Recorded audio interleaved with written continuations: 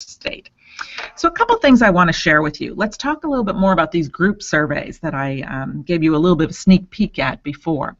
So understanding that reading levels are difficult to get to in terms of these elementary surveys, particularly around technology terms, we have available as an option a group survey.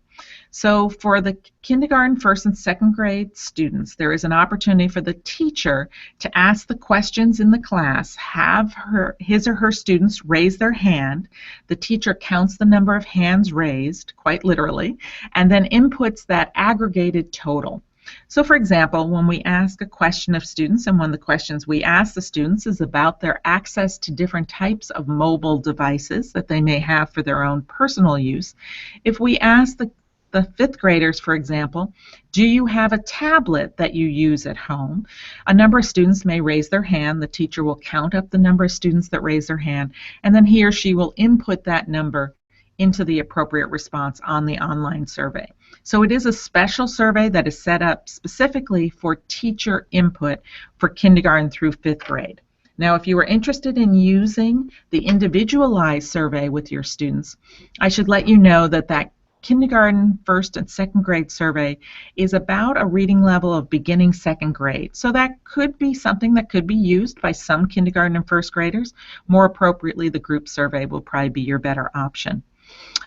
For the grades 3, 4, and 5 survey, that reading level is appropriate for that age group. But in some cases, folks are more comfortable using the teacher-collected approach. We also offer group surveys for parents, and some schools and districts have set this up where they will have parents come in maybe for a PTA meeting or a PTO meeting and then have them complete the survey there.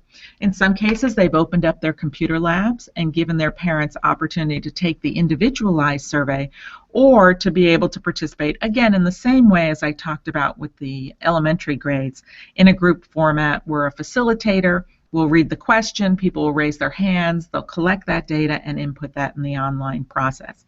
That group survey is also available for community members. So if you are having a community open house, or maybe you're having a community meeting of some kind, it could even be a city meeting, and want to be able to collect some information from your community members, that exists as well. Now for the parent survey, we also have the parent survey available in Spanish, and that is available in the group format in Spanish as well as English. And so again, in some communities, it's really important to get that parent input, and so we try and make this as easy as possible. Now I should probably stress to you that this is not an all or nothing type participation project. Many schools and districts come in and make strategic decisions about the types of audiences that they want to participate and speak at. So you may have a survey that you're already using for your teachers that serves your needs, serves your interests, and so you don't need to use our Speak Up teacher survey, but you may not have a survey for parents, or you may not have something for your students. So feel free to use which or any of the particular surveys you want. By signing up to participate in Speak Up, you are not committing to use all the surveys or even to facilitate it with all your schools. It's rather a process that's available to you, and you make the decision and use your discretion as to what are the most important audiences.